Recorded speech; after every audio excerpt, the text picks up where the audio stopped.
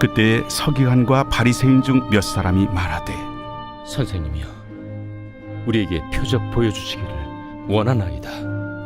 악하고 음란한 세대가 표적을 구하나 선지자 요나의 표적밖에는 보일 표적이 없느니라.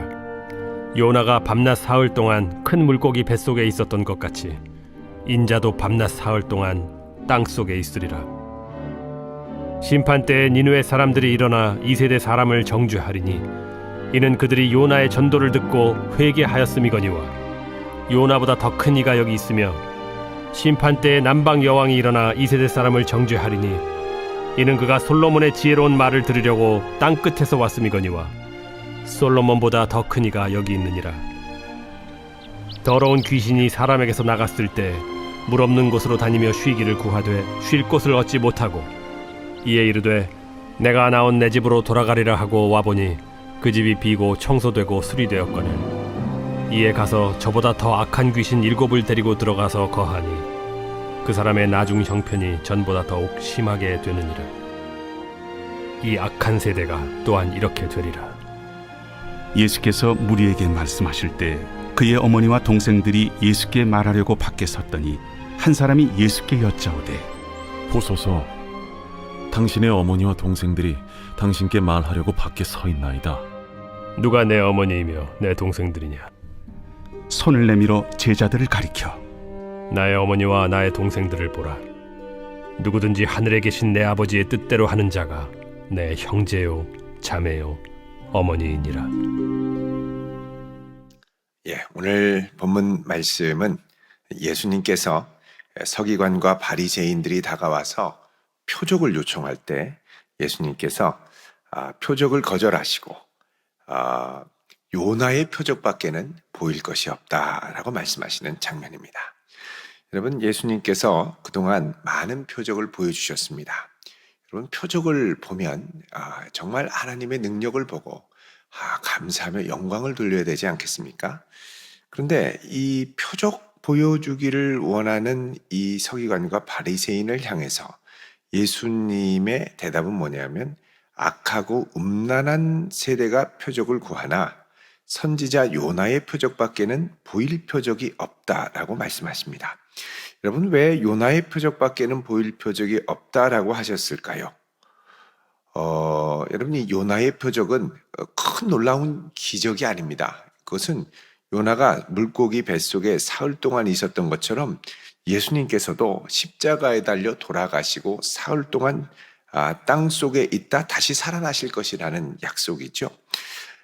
이것은 이들이 구했던 표적과는 다른 표적입니다. 여러분, 이들이 이렇게 예수님께 표적을 요청했을 때 말씀하신 이유가 있습니다. 여러분, 그 바로 전에 마태복음 12장 22절을 보시죠.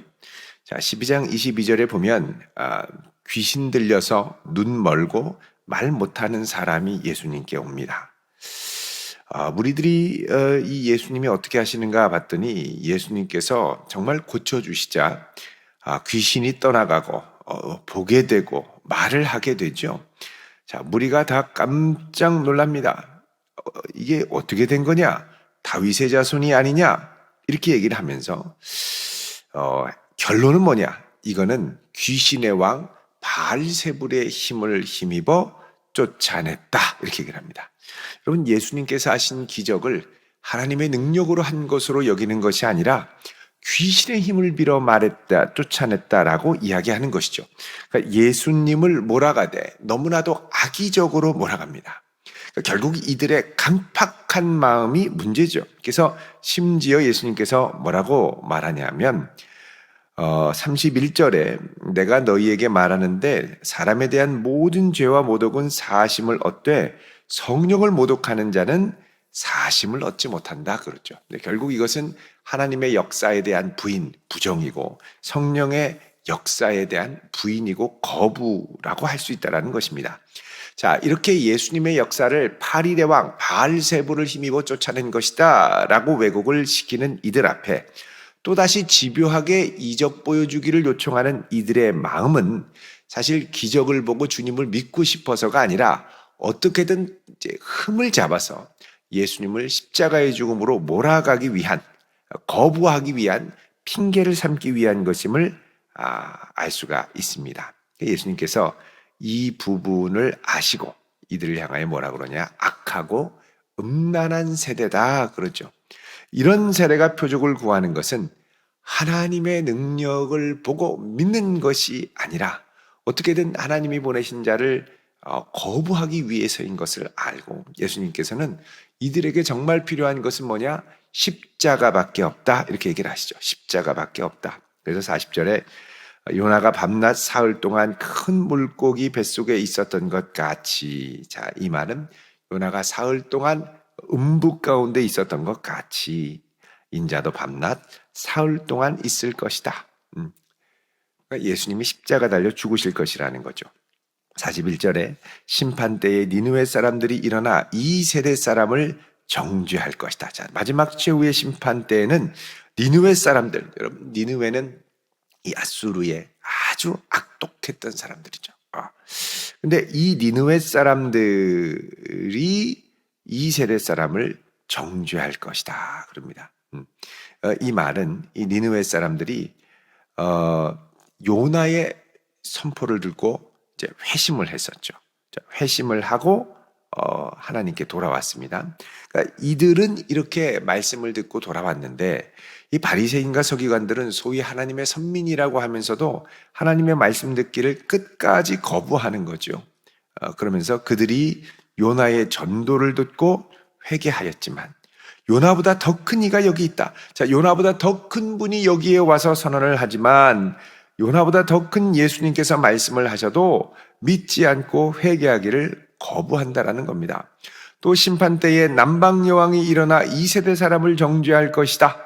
여러분, 이 남방 여왕은 에티오피아의 여왕이었죠. 이 여왕이 솔로몬에 대한 지혜의 소문을 듣고 무려 3,000km나 되는 먼 거리를 솔로몬의 지혜를 보기 위해 찾아옵니다. 그래서 땅끝에서 왔지만 뭐라고 그럽니까? 솔로몬보다 더 큰 이가 여기 있느니라.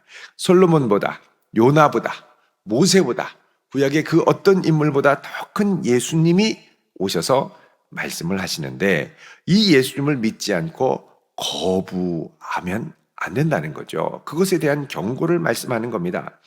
여러분, 예수님이 오셨을 때는 예수님으로 채워야지 예수님을 거부하면 안 됩니다. 그것을 보여주는 위험성이 43절부터 나오죠. 자, 더러운 귀신이 사람에게서 나갔을 때 물 없는 곳으로 다니며 쉬기를 구하되 쉴 곳을 얻지 못하고 그렇게 얘기합니다. 물 없는 곳으로 귀신이 다녔다 말씀을 하죠. 여기 물 없는 곳이라는 곳은 이제 광야를 말합니다. 그러니까 귀신이 사람에게서 나가서 광야를 돌아다니며 헤매는 것이죠. 광야에서 사람이 있을 리가 없고 또 집이 있을 리가 없습니다. 그러니까 거기서 쉴 곳을 얻지 못한다. 결국 귀신은 사람을 괴롭히고 사람을 병들게 하고 또 사람의 이 속에 있는 이 악을 먹이로 삼아서 거주하고 괴롭히는 일들을 주로 하는 것을 저희들이 미루어 볼 수 있습니다. 자, 그래서 귀신이 이제 광야로 갔지만 거기서 쉴 곳을 얻지 못하죠. 결국 귀신은 다시 사람에게 가서 들러붙고 싶어 합니다. 그래서 44절에 뭐라 그럽니까? 내가 나온 내 집으로 돌아가리라. 내게 익숙했던 그 인간, 내게 익숙했던 그 사람에게로 돌아가겠다라는 것이죠. 여러분, 이런 거 보면 우리가 이제 내면을 정결하게 하는 것뿐만 아니라 내면에 예수님을 주로 삼고 살아가는 것이 얼마나 중요한지를 알 수가 있습니다. 자, 귀신이 쫓겨나갔습니다. 쫓겨나가서 밤낮 돌아다니면서 방황을 하는데 어디 쉴 곳을 구하되 쉴 곳을 얻지 못한다라고 얘기를 하죠.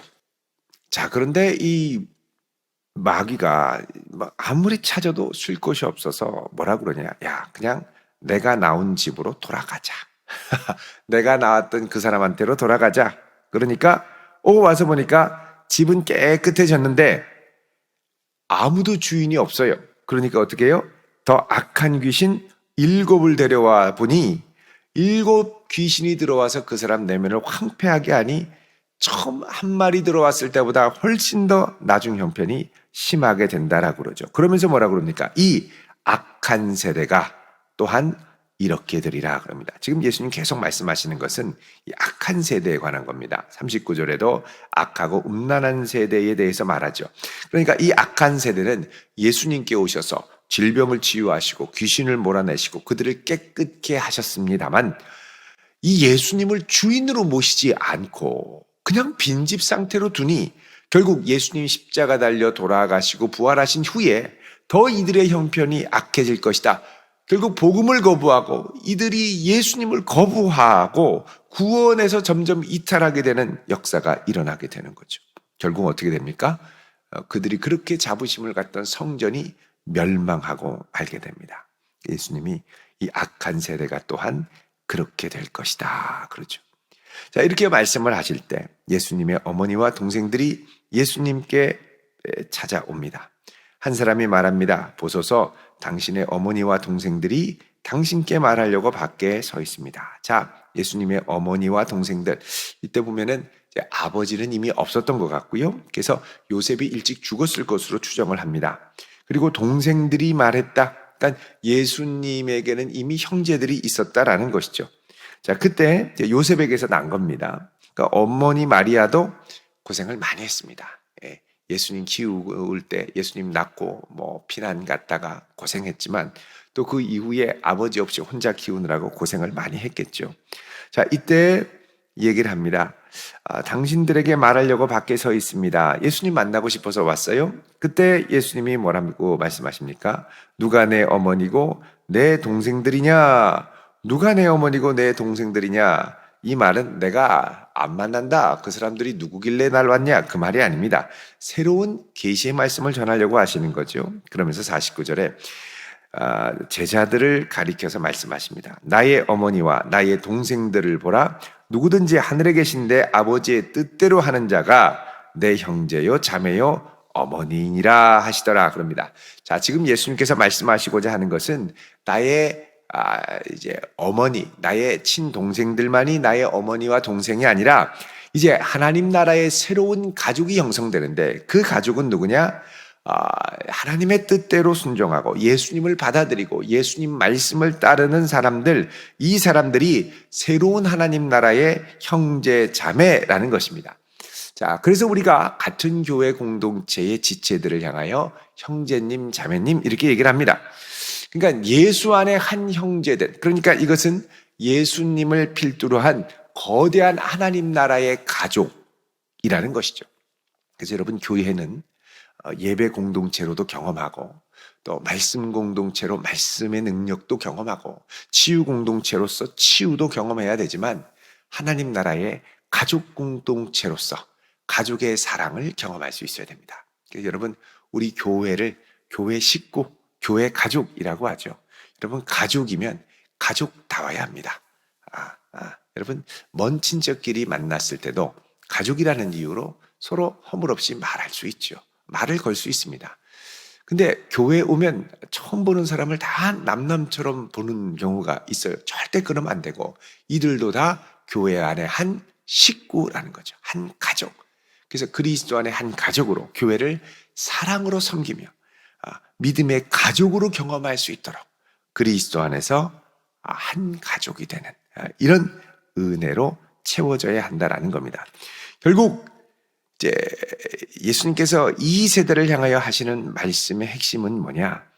예수님을 주로 삼아 새로운 믿음의 관계를 재편하고 예수님을 주로 삼아 우리 인생의 다른 것들을 주로 모시지 말고 또 예수님을 주로 삼아 예수님을 통하여 구원 얻는 역사를 맛보아야 한다는 것입니다.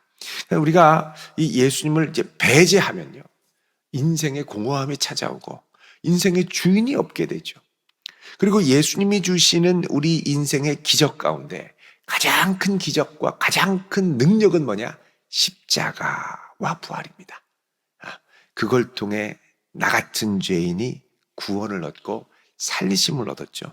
그러니까 십자가와 구원이 가장 큰 선물, 가장 큰 기적. 자꾸 요란뻑적하게 막 보이는 것만을 추구하는 게 아니라 물론 때로는 우리의 삶에 그런 능력도 필요합니다. 그런데 가장 귀한 건 뭐냐?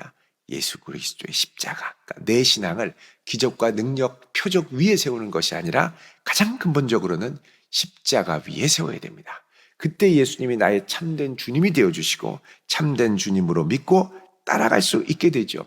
그리고 예수님을 주로 삼을 때 그리스도 안에 함께 만나게 된 우리 믿음의 권속들, 내 주변의 사람들이 뭐냐?